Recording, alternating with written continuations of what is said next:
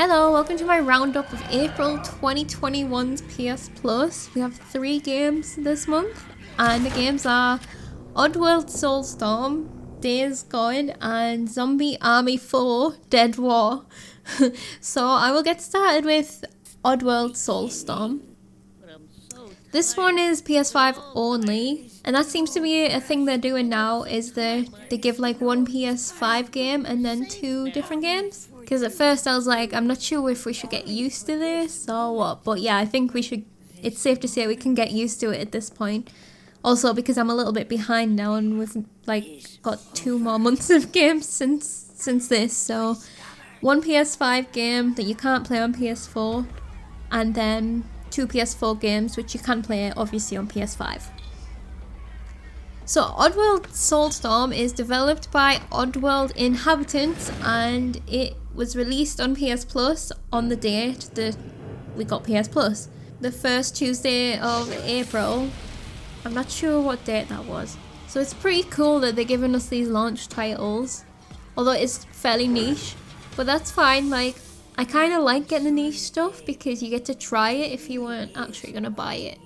So I remember playing one of the games on PS1 like a long ass time ago. I was only little and I think it was probably just a demo. I'm not sure.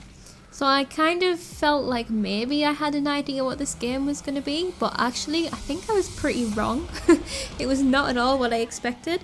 So this one is, I believe, a remake, or at least heavily inspired remake of the second game. And it's also a follow-on to the other new game, New and Tasty, which, yeah, I believe is a remake of the first one. So this is a follow-on to that one, I'm pretty sure. So as far as the game goes, it's like a side-scrolling action platformer, is how I would describe it. Although I don't know what all of the levels are like because I only did the first one, I feel like it's set up some cool mechanics. There's a little bit of stealth going on, there's a little bit of maybe not puzzle solving, resource management maybe. There's like definitely platforming, and you're kind of going through this level and trying to save all of the other little creatures, and I assume if you don't do as well maybe you can lose some of them. I don't know if it's time based, but I know each level kind of has objectives too, so there's definitely a scope for going back and replaying and getting the achievements and stuff like that. Now as far as my experience with the game, it was unfortunately it was not my cup of tea. Like, I do remember it being side-scrolling platformer, but I also remember it being more puzzly, about getting your little friends to do things in the right order and stuff like that. But this was just heavily action, which I didn't expect really. I remember the game being difficult, but also I was really young, and it was probably the first game when I think about it. But this one also seemed like it's got potential to be difficult. I think I died a couple of times, if I remember rightly, and that was just on the opening tutorial level. Felt a bit brutal, I felt, but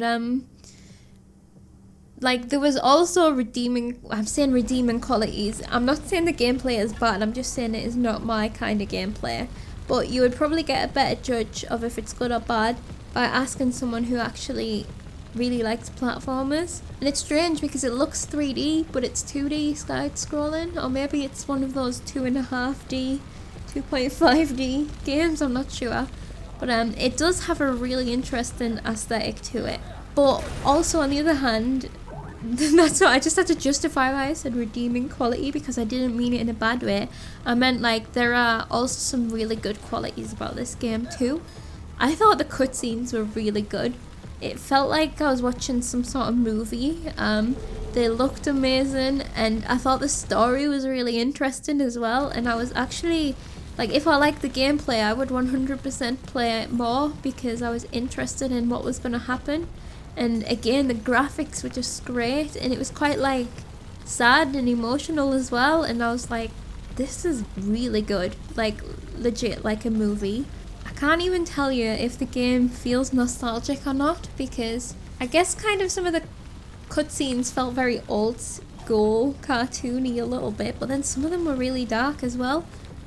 And the graphics are so modern that it doesn't feel like an old game, even if it is a remake of an old game.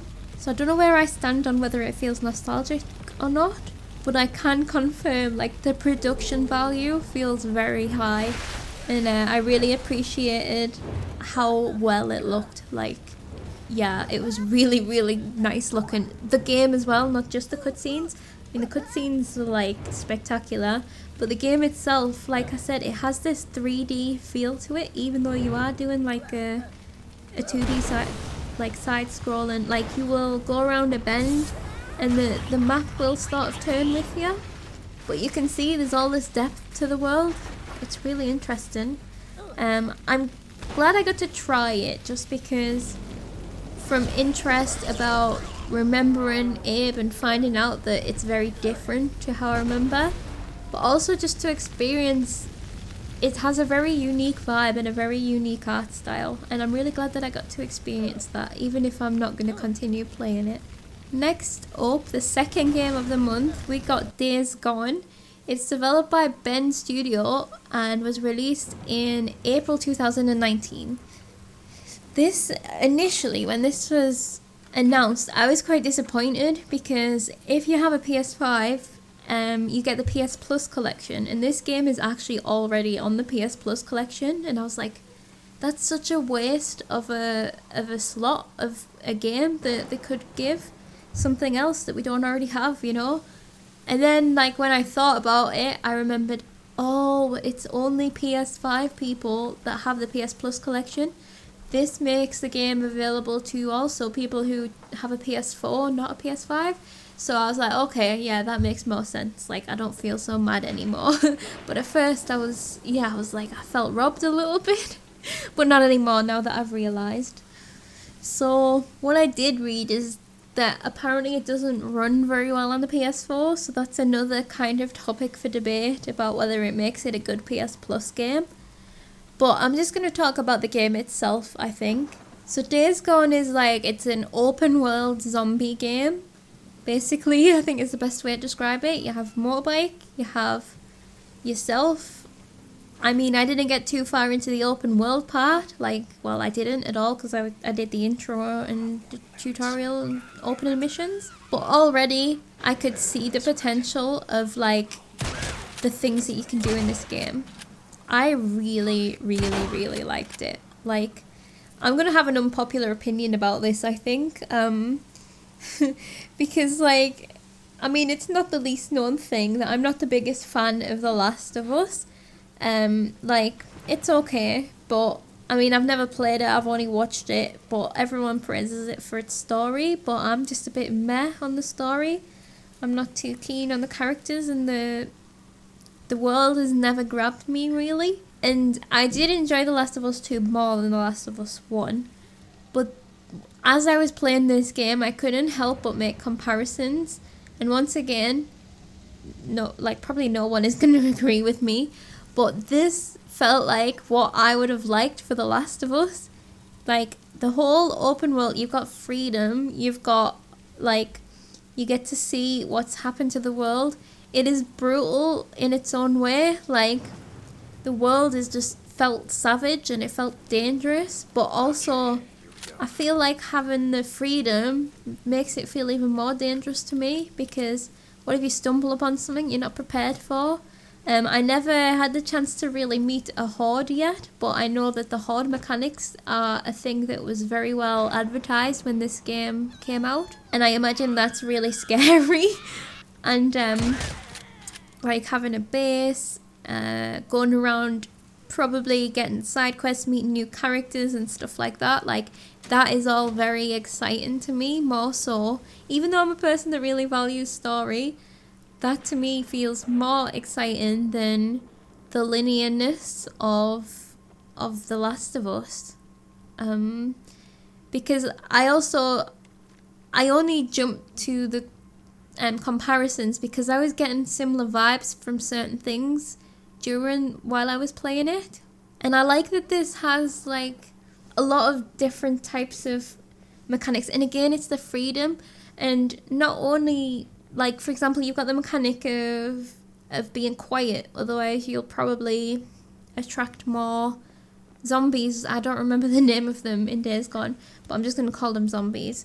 But you'll attract more zombies, and they have nests, so you can go around like clearing the nests and stuff like that, which I think is really cool. And I just felt like the whole concept of these zombies felt more fresh than anything I've seen for a while. Like, I didn't get far enough to find any origin of these zombies, or like to get any real understanding of where they came from and how they operate and stuff like that. But just from what I saw, I was really intrigued, and I was like, I want to spend more time in this world. I can't really explain why. I mean, they're fast.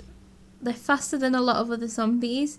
And I think at one point, like, I don't think it's a spoiler, but I just remember at one point, there was a zombie eating another zombie, and I was like, that's cool. Like, that's different, that's new, I really liked it. And then you've got like the small ones, and there's different types that have different characteristics, which again is another kind of thing that happens in The Last of Us, and I guess that's where I get more comparisons from. But I just found these ones cooler, you know, I don't know why.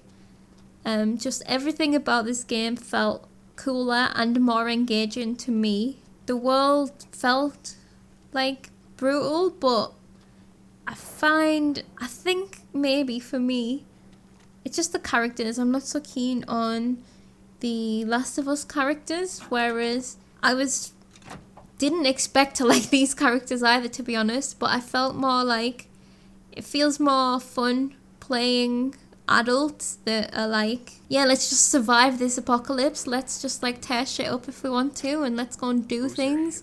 And then that comes back around to the freedom. Like, I just really like that about this game. And full disclosure, I'm a person that does not play zombie games. I'm kind of getting a bit more used to them now, but I used to be really scared of them. And obviously since doing PS Plus, I did try The Last of Us in whichever month we got that. And it did feel okay to play, but this one, I was like, I actually really want to play more. I'm going to keep this installed on my console, and maybe I'll get back to it as soon as I've got time, because that's how engaged I felt. I wanted to push through my zombie fear. Like, and from what I gather, this is the kind of game where a lot of people really love it.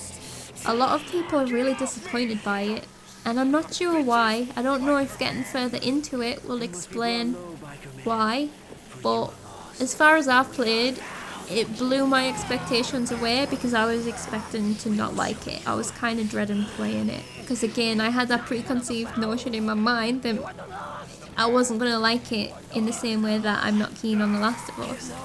But it turns out I've actually got another game to play, and if it wasn't on PS Plus this month, I probably would never have gotten around to it. So I guess that's another pro for it being a PS Plus game, like a monthly game.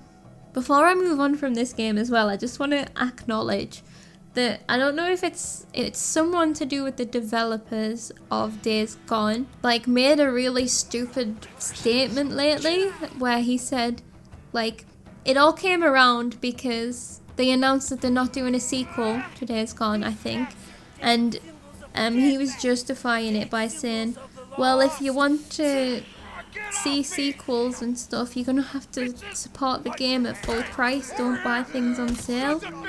And on one hand, I understand what he's saying. It was like something to do with, you buy the games you love at full price. And the point is though, how do you know that you've loved a game until you've played it? How many people have been burned by paying full price for certain games? I think it's a bit of a narrow-minded thing to say, and I didn't like it, and I just wanted to acknowledge that, because I thought, like, I totally understand, yes, the games need the financial support, otherwise they'll just get cancelled. I get it, but I don't know, it's not the consumer's fault if they aren't very hyped for the game, or if they don't know if they're gonna love it until they've tried it. So yeah, that one annoyed me a tiny bit. So moving on to the third game this month. This is Zombie Army 4 Dead War. It is developed by Rebellion Developments and it was released in February 2020, so like a year and a bit ago. This one is a sequel to the Zombie Army trilogy. And can I just first of all say, I hate this name. For some reason, certain games have names that I just don't like. Zombie Army 4 Dead War. It doesn't roll off the tongue. It looks like a kind of one of those cheap, like, I don't know, one of those games that costs like a couple of quid, and the types of games that I don't like to play. So that gave me actually low expectations of the game, because I had never actually heard of the Zombie Army games, so I didn't really know what to expect, except for that I kind of expected a cheap arcadey style game. But that's not what we got. It was better than I expected. I think if you like shooting zombies, it's definitely worth your time. Like I said, I'm not a person that likes to play zombie games, so yeah, this month was like, ugh. But it was better when I actually played them. If you do like shooting zombies, like, it's a very enjoyable version of that, I think. There was some story to it, but then also it just kind of set you loose with like guns and different ways to kill zombies, and then just zombies coming at you. Kind of some of them had different strengths and weaknesses, and you can just kill them and just make your way through the mission, and it progresses the story as well. And there's little Easter eggs about. I don't know if you call them Easter eggs, like collectibles and stuff. And you know, there seem to be plenty of ammo, plenty of supplies. You can just go ham, just get some stress relief killing those zombies. It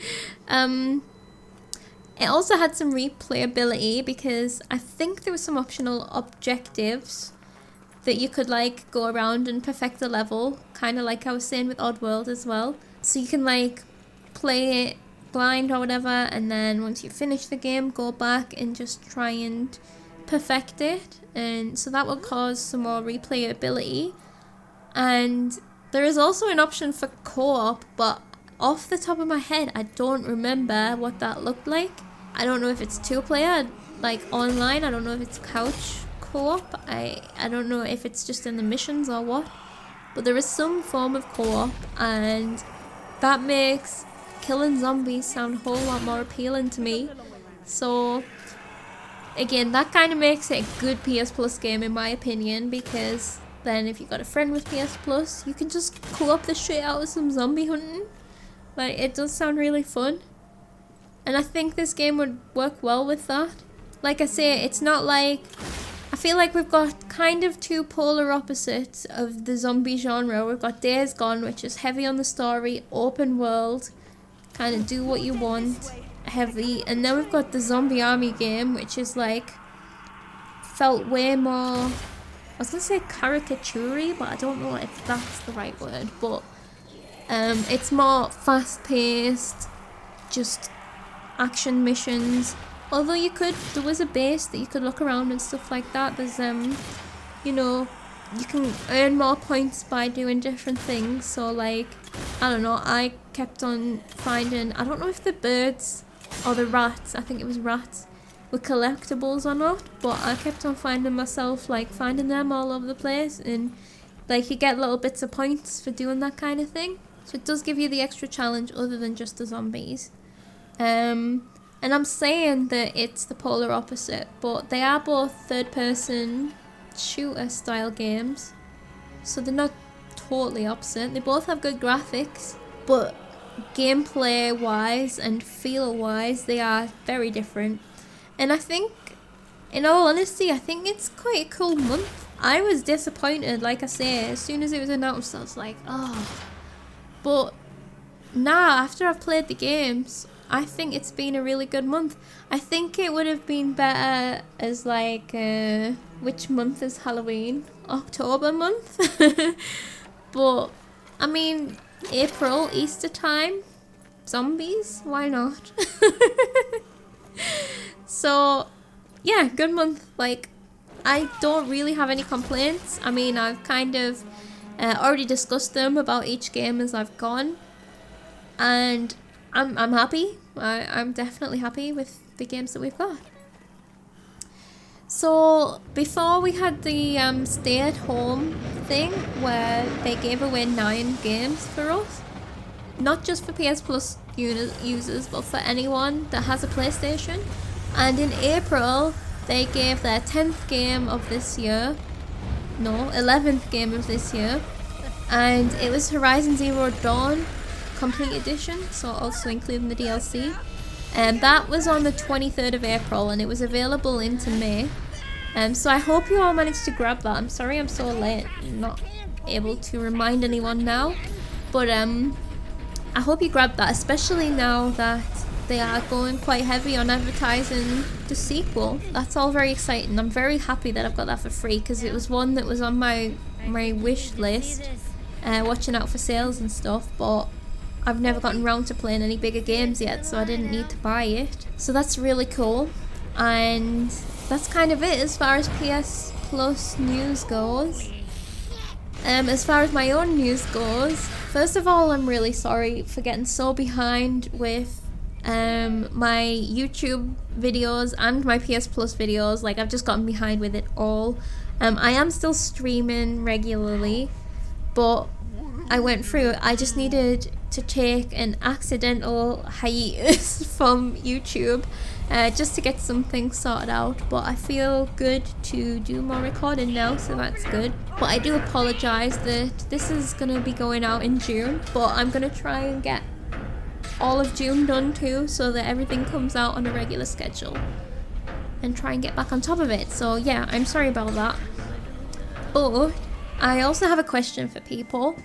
So anybody that listens to this or watches this, what does anybody think about if I just stop doing the roundups and just do the games instead, and maybe just do a bit more of a summary on the end of each game? I will explain my reasoning.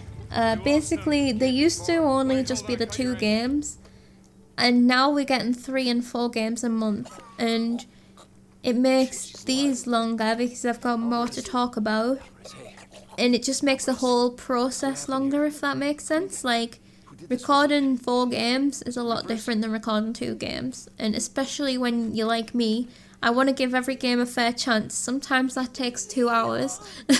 So, like, I think that's part of the reason that I've ended up behind, is because I have to play like more games.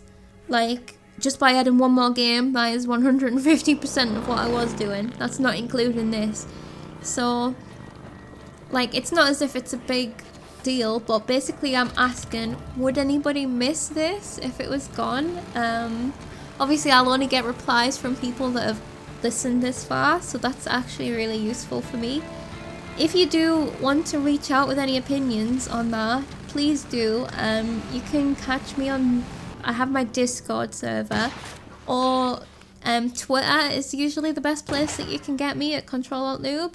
Please reach out if you have any opinions on that. These are just my first thoughts. I'm not going to stop immediately, but I might do June as my last one, depending on what people say. Because I'm happy to keep doing them if people would miss them, but I've got a feeling that nobody would. So I'm just throwing the net. That's not the word. But you know, I'm just trying to see if anybody would, and yeah, I'll go from there. I'll keep mentioning it on the next couple of roundups that I do as well, just to remind people, or if someone missed one, then they might catch the next one. But yeah, if you do let me know, then also please let me know how you listen. Like, if you listen to the audio only version, or if you listen to the YouTube video. And also obviously you can comment in the YouTube comments if that's easy. Well, that is easier. Totally forgot YouTube comments were a thing. Yeah, so when I said Discord and Twitter earlier, YouTube comments is probably easier. But yeah, I think that is it for April. Thank you so much, anybody, for listening. Please do let me know your thoughts on anything that I've just said, including the month of PS Plus for April. Once again, apologies for being so late. We will be back very soon with May's PS Plus games, which are Battlefield 5, Stranded Deep, and Wreckfest. I didn't get a chance to predict this month, but also I would have got it wrong anyway, so it doesn't really matter. But I will see you very soon for those games. Thank you very much. Bye.